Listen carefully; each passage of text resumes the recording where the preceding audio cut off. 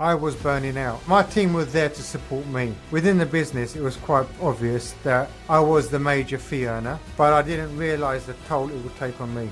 You don't realise it, but there comes a point, you just end up becoming tired. You create your own prison there.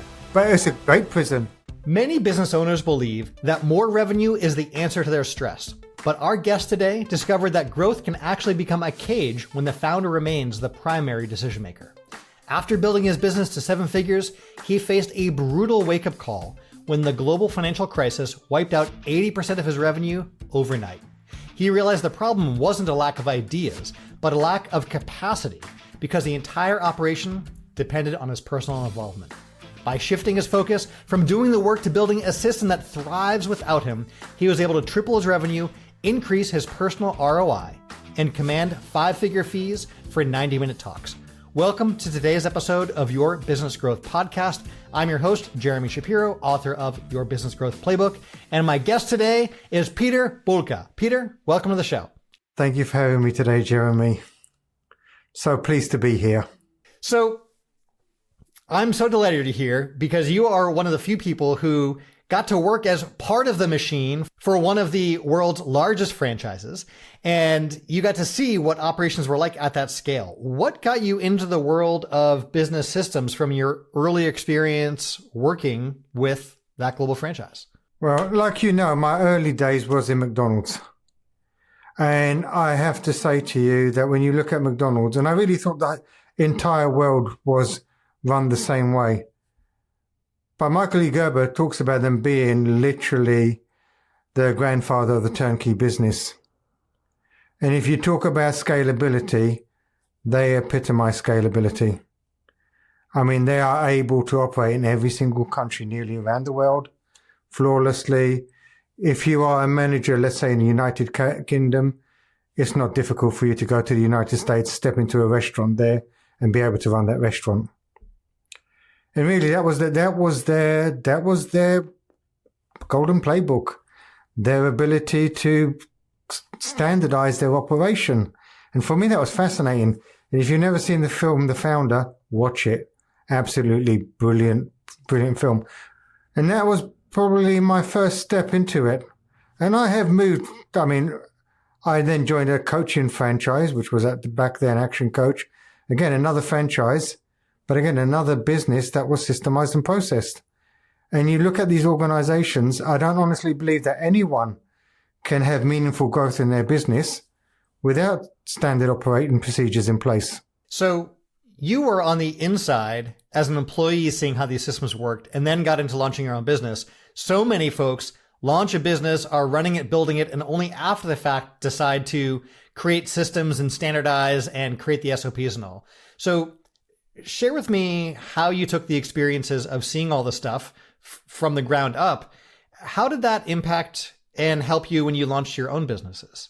If I'm being brutally honest with you, at the beginning it didn't. I did exactly the same thing everyone else does. You spin up your business, you work really long hours, and you feel the pain. I did exactly that. I think there comes a point in your business, especially when you've got people on your team. I think that's the most important thing. Then when you're by yourself, you can survive chaos and mayhem because the chaos is in your head. So to a degree, it's manageable. It's very unfair to bring people on your team and expect them to then work within your disorganization, so to speak. You can't scale that. They cannot scale. You're jumping from one thing to the next. And I think that was a big point for me. As soon as I had people working with me, I had to now get serious. I had to now say, how do I make it predictable for them to be able to be consistent with their performance? One of the things I like about having not just those systems, but also those really, really clear job descriptions is when you're hiring and interviewing, you get to sit down and use the job description, and the person who might join your team knows exactly what needs to get done and how they'll be judged for the quality of work they're doing. And there's no questions about it. It's so nice for them to know that. You compare that with, someone who comes on board to a company hired as, a generic assistant, and suddenly everything is thrown over to them and they're trying to run everything for a founder. That's really challenging. Do you know the nice thing about that though, Jeremy, the thing that I found? That when you've got clarity in recruitment, people then have got the decision to make. Is it for them or is it not for them? And actually, when someone deselects themselves, you would have probably lost them in the first 6 months anyway. Whereas actually, if it's something that they want to do, the chances of you retaining that person for the long term is much higher. And a lot of my people that work with me, I mean, Sherry, she's been with me now 17 years. Laura's been with me 12 years. They tend to stay when they know what they've got themselves in for. It's excellent, clear communication upfront, during, and at all steps. So in those early days, like many founders, you're trying to figure out this product fit, who your market is, the messaging, all that, and just prove that you've got something to get to that 6-figure mark. What were those earlier years like? What were you iterating on, and what did you end up creating to get you to and past that 6-figure threshold on the way towards 7? You know, I had about 3 or 4 core products, and the one thing that got me there was 80-hour weeks. And then look, in the very beginning, I was chief everything: head of sales, head of marketing, head of delivery, head of accounts, head of HR. When I had to discipline myself, just head. And you know what it's like when you're spinning up a business, you don't have resources. The only resource you have is how many hours are you prepared to commit to. So I'll be honest with you, the first 3 years were absolutely tough. I cannot begin to tell you how many times I was still on the books with headhunters and I was having interviews alongside running my business. And I came to the point, you know what, I came very close. I actually had an interview with Apple and I was tempted to go back into corporate because the first 3 years were practically hell. And that's so common for founders as they're finding their way. Until you figure out what lane you're in and what that product is and who the market is and what the systems are and getting the people and all those things you've done. And that got you towards this 7-figure mark where, yeah, revenue is good, but you were still like the bottleneck, even with the team. So tell us about that phase. You're plateaued at that frustrating 7-figure ceiling. You're bottlenecking, even though you've got a team. What was that wake-up call for you? I was burning out. So my team was there to support me. So within the business, it was quite obvious that I was the major fee earner. Therefore, anything other than fee earning was a waste of my time. So the team took care of everything else. They just made sure I was either speaking, coaching, doing strategic planning sessions. They just kept me busy, which was good for a while. You know, for about 18 months, you that level of income, you were loving it. It was setting yourself up, you had cash in the bank, all those wonderful things that you didn't have prior, of course. But I didn't realize the toll it would take on me. You don't realize it. But there comes a point, you just end up becoming tired. And then it says, it's that constant fatigue. And instead of saying, hey, yay, I can't wait for today, you wake up in the morning saying, oh, really? Do I have to do this? You create your own little prison there. And then you look at, like, how did I get here? And you realize you created this. I think it's really an unfortunate path that many first-time founders especially take, where they think it's just about more until they either see the burnout ahead of time and proactively do something, or they hit burnout and have to react. And you did that. So what was that phase like where you just didn't have that personal freedom, the constant interruptions? Like, what did you start to see as that wake-up call, and how did you react to that moment? Well, the wake-up call was I was actually starting to feel quite ill. I'll be honest with you. I wasn't necessarily feeling great physically, constant fatigue. I knew I was burning out, and I knew I wasn't on top of my game, and I knew that would start costing me business. But also I wasn't quite sure what that transition looked like. And that transition wasn't overnight. I literally had to start to rethink. I had great mentors that came in that pushed me to start changing what I charged for keynotes.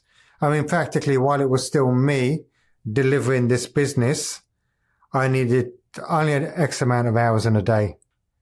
So I needed to bring in much higher value products where actually I got paid a lot more.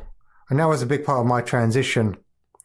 But also at that point, I also knew that coaching itself had a finite limit. And I'll give you an example. I had a number of coaches work for me. The problem was, and you'll know it with professional services, when you operate off a sort of reputation-based business, they want you. They don't want other people in the team. So the people in the team I had just weren't holding on to clients, and it was costing me a lot of money in them not being able to deliver. And still to today, there aren't not many coaching firms that really work with a group of coaches. It's normally the founder that is 80% of the turnover, and then everybody was everything else. And that's a lot of management to sort of go through. So I made a couple of changes. So yes, my personal sort of what I was charging and the kind of things I was doing, bigger keynotes and all of those things. Yes, that helped elevate my income. But then I also needed to diversify into other businesses. So I needed to take that income and start having additional businesses as part of a group. And I want to circle back to that because I've got some questions for you on that, Peter. There are many things in our business and our journey that are in our control, like how many hours we're putting in, what we're doing, who we hire. But there's also these factors outside of our control that it just comes down to how we react to or what we do with it, right? And for you and for many businesses, the global financial crisis, brought some changes. What happened with you and your business when that hit, and how did you react to the changes in the marketplace? Okay, I'll be absolutely honest with you. 80% of my business was wiped out. So I worked really hard, got there, and I won't say to you I wasn't depressed. I was massively depressed. It was horrible. I saw people that I was working with have their business taken away from them because they did nothing wrong. Because companies that they dealt with got wiped out for whatever reason, and they couldn't sustain that. So now I had to rethink and start all over again. I think the one thing I did make sure I had was good people in my corner. So I actually and I had really good people from my accountant to a couple of coaches.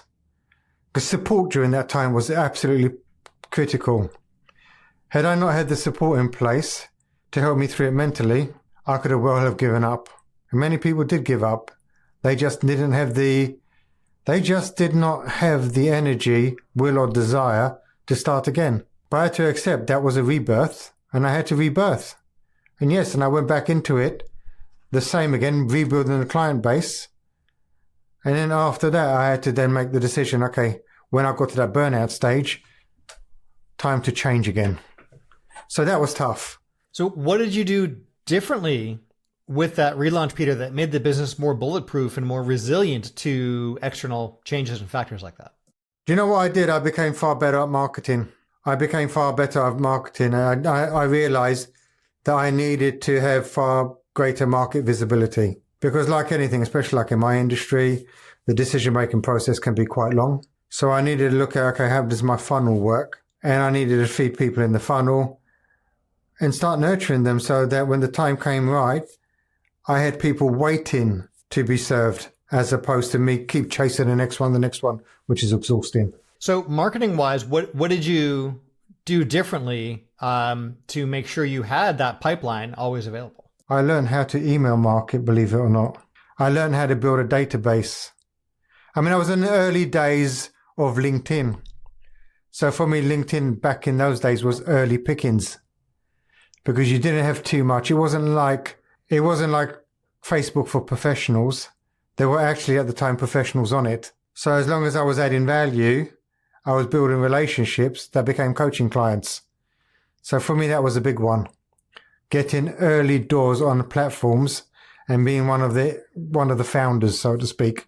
And I think I joined LinkedIn back in 2009. So I can't imagine it was out too much earlier than that. So what I'm hearing there for our listeners is social media, in this case, LinkedIn, as well as getting much better on the email marketing side to a database that you built and controlled. Yeah, 100%. And I was in control of that.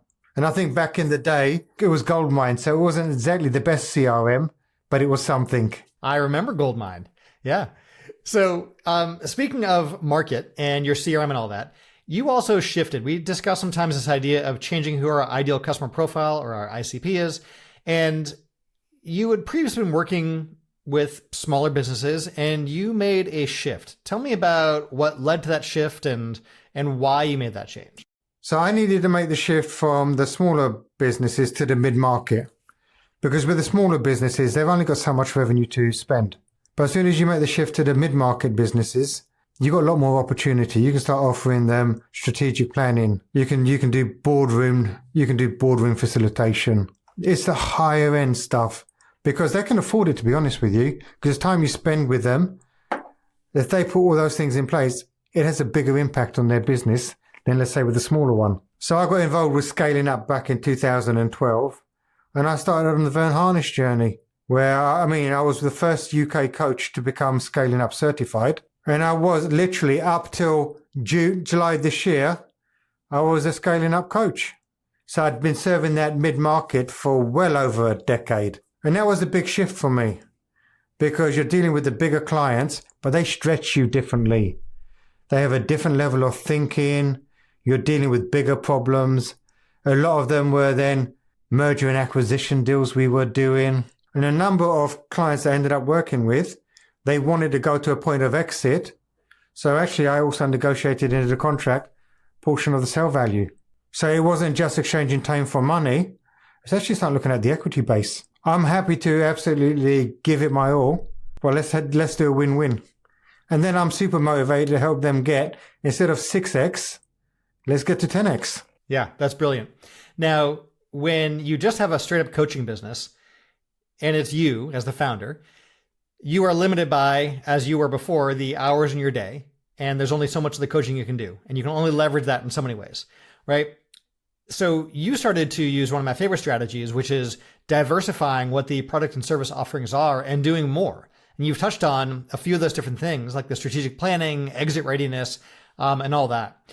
What was the inflection point where you realized you wanted to do more than just have coaching as a service, but have a wider product portfolio?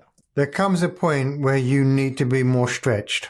And I became comfortable doing what I was doing. And I would say probably comfortable, bordering at times bored, which is a danger zone. So I knew that I needed to grow.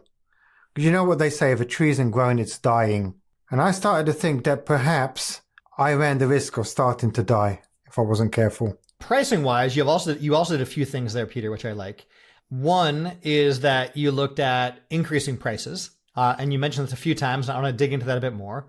But secondly is you applied tiered pricing. So tell us more about sort of the tiered offering structures, as well as just the straight up price increases. How did you come about what to charge and what the different offerings would be?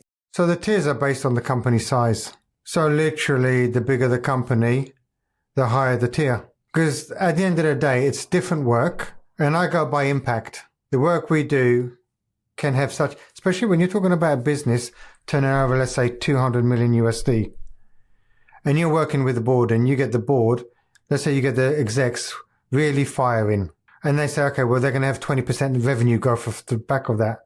That's 40 million USD in 1 year. You're looking at potentially 4 or 5 million of that ending up on the bottom line. For them to spend $250,000 to make at least 4 million on the bottom line, that's not a big ask. Love it.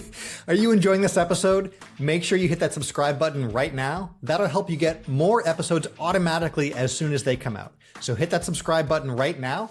And if you have a minute, leave a quick rating and review. That helps support the show. To highlight for our listeners, what you're touching on here is this value-based pricing, right? Versus hourly pricing, which we recommend folks always move away from, right? But having the value you get directly tied to the value you're providing. And the more value you provide, the more you're worth. And that is a great way to price and differentiate. Did you find that your clients were shopping you against others and they were kind of putting you in a commodity bucket? Or did they view you as the only solution and no one else did what you did? That goes back down to the marketing and positioning and your messaging out there. Look, at the beginning, when I first did it, I did get pushback. But I think the pushback came more from my lack of confidence.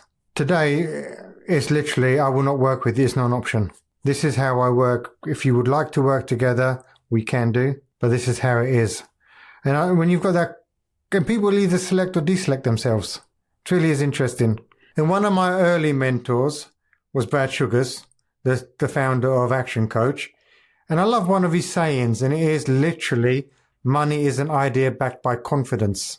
And that is so, so true. Money is an idea backed by confidence. That's cool.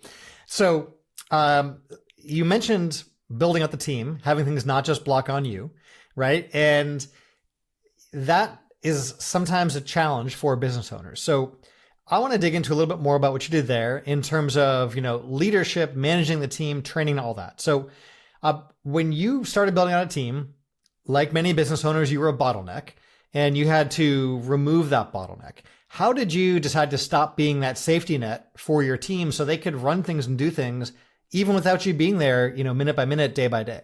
I think this is where I was lucky. They had immense training at McDonald's. So actually, when you're coaching others, you're trying to coach them on how to do it. When it came to me building my team, it actually worked quite well because I was experienced in it. So for me, it was selecting the right people has never been a problem. I've been really blessed. I've got great people working with me. As I say, they've had long tenure. So it was really working out what I wanted them to do. It was bringing on people on board that would take away my lower value tasks. Important still for the business, but not for me to do. So in the early years, it was all about stopping me doing the stuff that prevented me from billing. Now today, it's really different because across the businesses, we have different teams. You talk about leverage. These days, we are not just a coaching company anymore. We are a coaching and training company nowadays. And the beauty with the training, I don't do any of the training. That can be done by other people. Thank God. And that's where the true scale comes. That's wildly different than where you were before in the business. So what did you do to train your team so they could handle the fulfillment and you could step back? Spend time with them. That's the biggest gift I could ever give them was my time. It's like we say that as a parent, the biggest gift we can give our children is their time. It's time. It's the same with your team. The more I spend time with my team, the more I condition them to the way I think, which means that as I delegated to them, they knew what was expected. I could see any of the gaps they may have had. We addressed those gaps very quickly. So we set them up for success, not failure. And I still do that today. Today, the biggest time I spend is with the people working in my organization.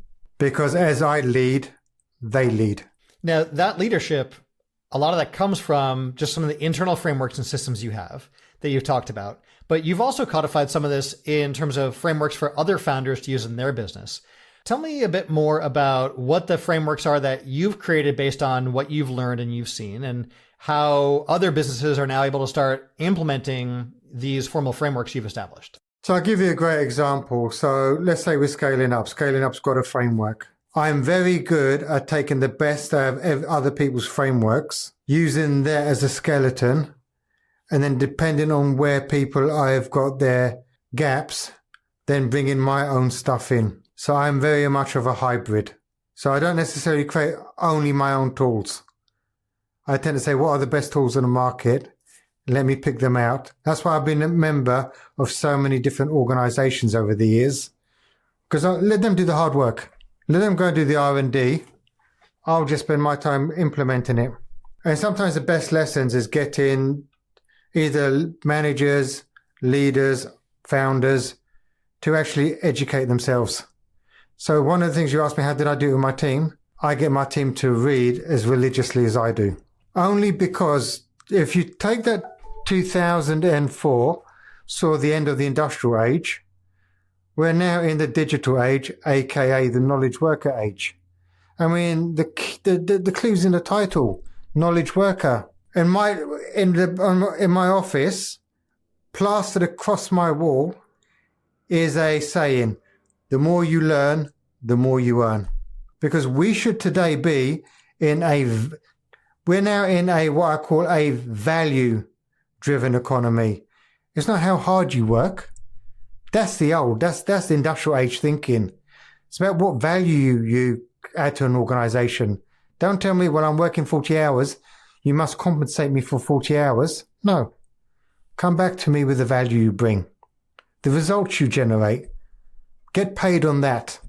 not effort. I think you embody so much of what I see in so many of us successful entrepreneurs is that we're lifelong learners, right? We don't just, buy a book. We read the books. We take the courses. We go to the conferences. We pay for mentorship. We get into high-end mastermind groups. We take the phone call. We surround ourselves with people who've been there, who've done that, and who have something to share, not because we know nothing, but because we're looking for those little golden nuggets that make the difference. And we don't know what those are going to be until we put ourselves in the space where we can receive those. So 2009, the GFC came and absolutely slaughtered me. 2010, I made a commitment. At the end of 2010, I will invest £100,000 in my self-development every single year. And I maintained that for 12 years. And that was one of the reasons I managed to spiral out of that mess and get into and rebuild. Because I was hanging around such great people, going to the most amazing conferences. I didn't have the time to focus on the negative because I kept learning and seeing, okay, need to look for the opportunities, need to look for the opportunities. And I do believe that if you keep learning, you can drown out the rubbish that is happening in the world. When we look back with that wonderful rear view hindsight and you see the dots behind you that got you to where you are now, so many of them seem serendipitous or lucky or circumstantial. But if you look at where you were when those happened or who you were with and what got you to that meeting and that connection, oftentimes those were the intentional moves you made to go to that conference, to get into that boardroom, to take that meeting and so forth. And that's what led to the relationship or that new client or new business and so forth. And I've seen that so many times again and again.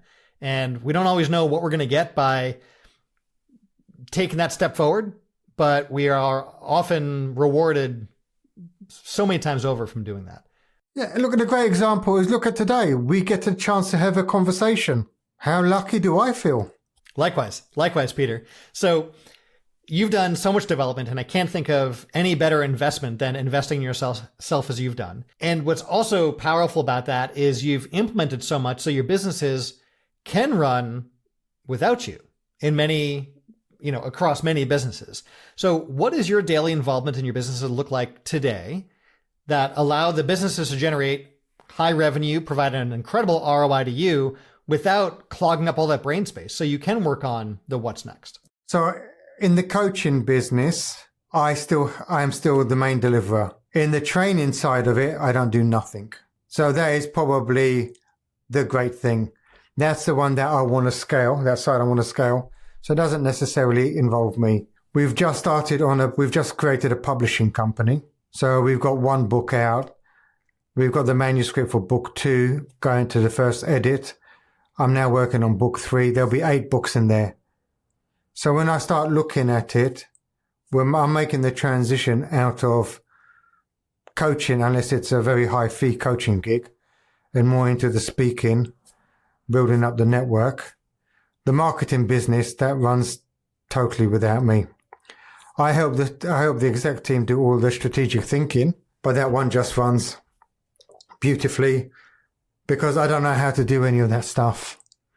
So I took what Gerber said. Gerber said, look, if you want a trucking business, make sure you don't know how to drive a truck. So in that business, I made sure I didn't know how to drive the truck. Those are the business owners, Peter, that I have the most respect for. It's the company, the software companies run by folks who don't know anything about software. The construction business is run by someone who doesn't know, right? Because you have to hire people who are smarter, savvier, better, more experienced than you. And that's how you get a true business. When you are stuck being that technician, you're stuck making the pies. You're stuck doing the work. It's hard to get out of that mode. And I was going to say, there is now a lot of potential in emerging markets. And one of those emerging, if you look at sort of whether it's Croatia, Albania, North Macedonia, that region there, that's now going to be primed for growth. So I'm going to be spinning up businesses there that I know that can have hyper growth. I won't be running any of those businesses. I'll just find great people to lead them. That's huge. And there's a cool metric we can look at in business. And if you think about like the, Kiyosaki's cash flow quadrant from employee to self-employed to true business owner and investor, a lot of folks think they have a true business, but they're working those 80-hour weeks. And you look at the money that comes out of the business to them as the owner compared to the hours they put in, and the ROI is like below minimum wage, right? You flip that instead to the space you're in. You have a business that provides cash flow to you, and we could look at the money that comes out to you as the owner in the company compared to the hours that go in. And now you can look at the ROI for you in that business. And those look great, especially like you're talking, Peter, about these new businesses that you'll be starting with leadership already in place. Your time investment in that is minimal ongoing, but you get the cash flow from having a business. The first year to spin it up will be hard work because I'll be calibrating the teams. But that's fine. But it's about what am I building beyond that? I always say once you get to year 2 and 3, that's a great return on your investment. Yeah. So tell us about some of these. You've mentioned earlier on in our call about, I think of it in terms of true wealth building, right? Is a business is an income producing asset, but buying additional businesses, starting additional businesses, and so forth. What are you buying and liking these days? What are the new businesses that are exciting for you to be starting or involved in? And what does the rest of that portfolio look like outside of sort of that core original main business? And where I'm going to be moving is into those emerging economies. And the biggest focus for me there will be construction, because it's all going to be infrastructure. And if you look at property, you look at states. I mean, the states had a huge period, a 30, 40-year period where property was just insane. With the emerging markets, you've got that whole cycle repeating itself. And I'll give you one example on that. I've just had an apartment built there, and it's literally already doubled in value before it even completed. I mean, that's just insane. Yeah, that's excellent. And your involvement in that is, what does that look like? I just literally got the developer to do it all off plan. I supplied the capital. They did the work. Excellent. So you're putting your capital to work outside the business to create that true longer term wealth. Yeah, 100%. Got to get your money working for you, and it's not going to be with a bank. And I think what I see growth wise is you have founders start a business, run the business, and sometimes they get stuck in that burnout phase we were talking about earlier. Sometimes the business owner can break through from that and get to the point of being a true business owner. But oftentimes we don't talk about what comes after that, right? What do you do with that cash flow coming off the business? How do you create true long-term wealth that's not just the business? And you're doing that phenomenally well. So there's so many more questions I have for you about the business side of it, though. And, we like talking about profitability and what's allowed you to get to that point. So you have these higher price point products and offerings. We're talking about these boardroom retreats, the keynote speaking and all that. Even though you are still the one who's delivering some of those higher value things, how does that help the profitability of the business by having these high ticket items available in the catalog, as it were? It allows me to invest. So by having these really high ticket items, I can invest in more people. I'm building out the infrastructure. So it's not so much about, okay, what do I retain? It's, okay, what do I go and build further? Hence why what we've done is we've moved into the training, which for me is going to be the biggest revenue generator, because we can scale that infinitely. We can scale that. We can continue to scale. Finding great trainers is far easier than creating great coaches. So that's number one. But the biggest leverage now will be in the publishing arm of the business, to be honest with you, when we are creating the books. So once all 8 are created, fantastic. But it will also be the licensed IP that comes off the back of that. And I've already had coaches come up to me and said, okay, do you have any frameworks we can subscribe to and everything? And I don't at the moment, but I will do. So like you've got the whole scaling up ecosystem, we'll be building out the Escape the Hamster Wheel Trap ecosystem, which hopefully we can help so many other people, especially the listeners that you've got today. And everyone talks about, yes, grow your revenue, get more money. No one ever talks about escaping the hamster wheel trap, actually having found a freedom. Yeah, that's the stuff that people secretly desire inside. Now, part of the way we do that is not just building a cash flow producing asset, but building a saleable asset. And you were touching on earlier about how you've worked with clients and set up fee arrangements about, increasing that multiple of what the business sells for. So with the changes you've made in your own business, how has that impacted the valuation for your own business? Well, the coaching business, not very much. The training business, it will be a lot because it doesn't rely on me. Marketing business, the same. The marketing business, probably even more so because it really doesn't rely on me. So the founder is out. That is wonderfully scalable and saleable. Yeah, and that's why I built it that way. I wanted to build something from scratch that could be sold when the time was right. But I'll tell you what's really important. People should think about this really early on. Because when you're in your 20s and 30s and 40s, you believe that you're bulletproof and you can get to abuse your body and do all of that. But if you don't build the teams and you don't have a business that's not reliant on you, when you start getting to your mid-40s, unfortunately, your body starts to break in places. That's the beginning. You get to 50s, a lot of people say, oh, heart attack is the killer of all businesses. No, it's not. The widowmaker, if you get the widowmaker, then you're potentially screwed. But with modern medicine and everything, and it is great these days, the chances are you have a heart attack, they'll get to you, they repair the damage very quickly, you can be functioning again within sort of 10 to 14 days. But what people don't talk about is stroke. And what we find is stroke is one of the biggest killers of a business. Because with that, you're cognitively impaired, verbally impaired, visually impaired, motor neuron impaired. It's not uncommon for you to not be able to communicate with a business for a month plus. And very often the founder-dependent businesses, that's all it takes to wipe it out. The very first episode of this podcast we did, we're talking to a business owner who was very physically involved in his business. And one day Ryan's out of the job site and a trailer from the construction site gets loose and comes down the road. And even though someone called out, it still hit him and dragged his body down the road. And he came through in the ICU with, punctured lungs and broken, bones and all of this, and was laid up there for quite a while. And thankfully he, wasn't killed, but he could not physically go out to the job site. And so that was a external factor that forced him to either close the business or, in his case, create systems and hire folks who end up doing a better job than he did. And his personal ROI went through the roof while he's laid up in the hospital. And he had people out there now handling the business. And his time investment was now at the high level tasks because he was forced to not, be out there. And so I look at that as a cautionary tale of, like you're saying, a stroke or something else can happen that you don't control. And the question is, will you have a business, or we can be proactive and put these systems and people and such in place. So speaking of that kind of advice, Peter, for our listeners who do feel trapped inside of their business, like they've created this cage for themselves and they've got, the 80-hour-a-week job and they're one stroke or challenge away from, not having a business, what advice would you have for those folks? I think first and foremost, one of my favorite sayings happens to be, God created man in his image. Now think about the principle of that. If that is true, then you've created the business in your image. So right now, what's happening in your business is truly a reflection of you. And you cannot expect anything to change into your business unless you change. So you've got to start learning.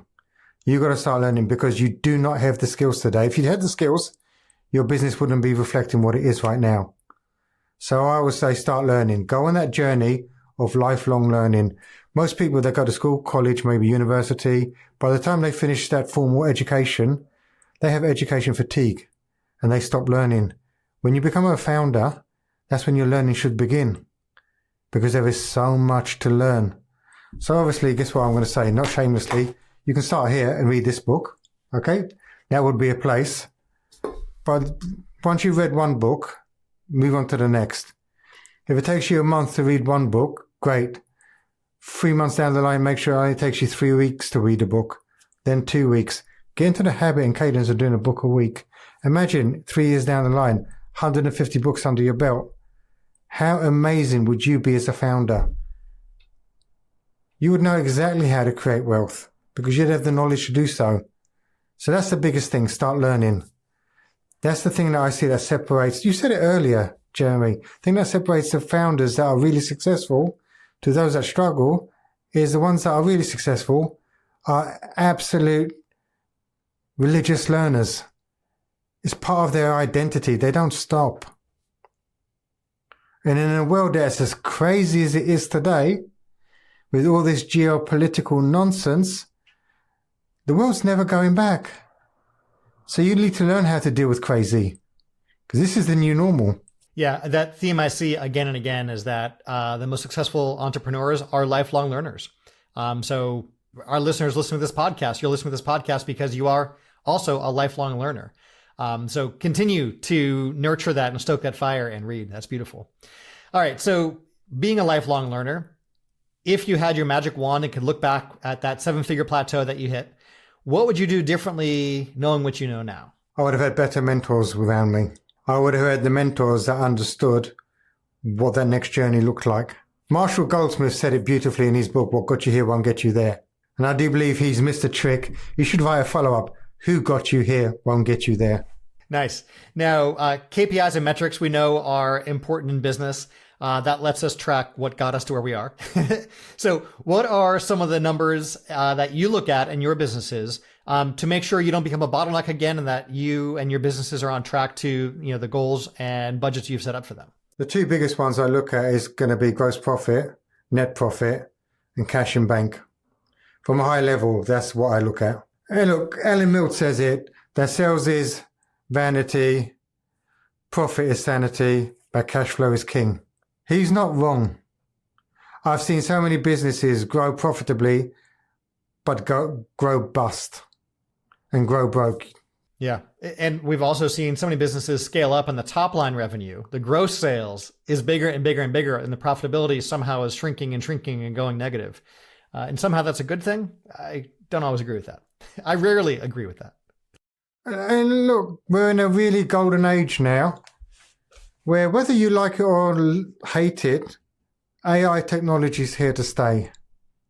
And it's, if used responsibly, it's going to allow companies to become far more efficient and far more profitable in an era where people are trying to squeeze the margins. So there is always an opportunity. So before we wrap, a few quick rapid fire questions for you, Peter. If you had to start all over again from scratch, what one lead source would you go all in on? One lead source depends on the business. You know what? I would always go back to the one. See, websites are quite difficult to spin up. I'd probably go TikTok. Create a new channel, create TikTok. Depending on who the avatar is. I love it. If I asked that question 5 years ago or 5 years from now, we get wildly different answers, and that's so good. So books-wise, you've quoted and mentioned so many of my favorite books already. So aside from, of course, Your Business Growth Playbook and Your Business Sucks, what are some of your top favorite, most foundational business books? I think the favorite book is The Right Book at Where You Are in Your Journey. I think that's the most important. A brilliant book where you're not at the moment is dangerous. It's like putting a gun in front of a lunatic. But who do I mean, look, I love all of Alex Hormozy's stuff. For marketing, I love Alex Hormozy. I think he's absolutely great. I love Jeb Blunt's stuff as an author. Jim Collins, I love his range of books. Patrick Lencioni, total classic. Donald Miller, Story Brand. I think it depends. I have favorites in every single category. I love Napoleon Hill's Think and Grow Rich. There are too many. I always say the right book at the right time is the best thing. You know, it's funny you mention that because it can also be the right room at the right time. I had a guest on my show a number of episodes back, John, and he was sharing one of the downfalls for his business is he was growing and scaling up to a 7-figure business, and he was in a room with all the 8 and 9-figure business owners. And so all these folks were talking about the lifestyle choices and the key hires and the business decisions and things they're making. And so what do? You do what your peers are doing. And so he followed and started making the same moves that these much bigger companies were doing that were not appropriate for his size business and ended up bankrupting the company because of that. And that's exactly like what you're saying. It's like putting a gun in front of a lunatic. You have the wrong thing at the wrong time can actually be detrimental. So yes, books are incredible if it's the right book at the right time. And one of my favorite things is going back and rereading a book I've read before. And you have that moment of like, wait a minute, like who snuck in here, went to my bookshelf and put this new chapter in while I was asleep because that wasn't here last time. And it just happens to be that's the thing that you need now that didn't matter the last time you read through that book. So yes, read and yes, implement, but the right thing at the right time. Yeah, and I totally agree with you. I mean, I remember I've probably done the E-Myth Revisited 4 times in total. And it's amazing what you take out of it at different times. So we're talking books, and you've got a copy there as well. Tell us briefly as well about Your Business Sucks and what that book is all about, who's that for, and who should be reading that right now. That's for all founders. And the premise of the book is, how do you start structuring a business that you actually own, that doesn't own you? That's the essence of it. And starting on that journey of founder independence, which so many people crave but never get anywhere close to. Yeah, it's the aspirational land of what I call entrepreneurial freedom. That absolutely is possible. And you have definitely hit that. I've hit that. Some of our listeners have hit that, but for many, it's a faraway dream. So you've mentioned mentors a number of times, Peter. Last rapid fire question for you. Who would you say is one of your unlikeliest mentors? Do you know, it's really, okay, so I'll give you an example. Probably a guy called Scott Allen recently. He was my book coach. So I never really thought about a book coach, got a book coach. And actually he really transformed the way I think about writing a book, marketing a book. He came in my life at the right moment and actually helped me get the book to become a bestseller. So for him, I have much gratitude. I love that. It's funny, when I was starting down my book publishing journey as well, I had a very Silicon Valley approach to my book with a software mindset. And I looked at it and said, yeah, I opened up my Google Doc, click new document. And I'm like, yeah, I'm going to, within 3 weeks here, click print a PDF. It'll be on Amazon and published author bestseller. And that'll be great. And then of course, 1 week in, I'm introduced to a book on book writing and I realize all the things I'm doing wrong. I'm like, all right, I'll need 2 months. And then partway through, I read another book and meet somebody else and start talking to a group. And each step of the way, my pre-publication timeline grows. Annoyingly so. Right? It kept pushing it back, but every time I was so grateful for that book or that person that I connected with, because had I not learned what I just learned, the book would not have done so well. And so every single time it pushed the launch back for a very good reason. And so how lucky we are that we found some of those mentors when we did. 100%. So Peter, to recap for our listeners, you moved from this demanding 7-figure job disguised as a company to a high-value authority model by building systems that allow your business to thrive without you, repositioning your expertise for the exit market, and maximizing your ROI through premium product tiers. For our listeners who want to learn more about you, where should they go right now? Just type my name into Google. If you type my name into Google, you'll find me on whatever platform is your poison, whether it's TikTok, Instagram, LinkedIn, Facebook, website, YouTube channel, podcast channel, you choose. We'll have all that, of course, also in the show notes. And for those of you listening who want to Google that, that's Peter Boolkah, Boolkah. Peter, thank you so much for joining us and sharing so much of your journey. You have done it. You have found that entrepreneurial freedom. You have become the true business owner. You have become the business investor. And that would not have happened had you not been such an incredible lifelong learner and student of life and business. And we are so grateful for everything you've shared with us today. Thank you so much for having me, Jeremy. It's been an absolute pleasure. Thanks so much for listening. Quick reminder, hit that subscribe button right now so you can get more episodes when they come out automatically. And remember to leave that rating and review right now.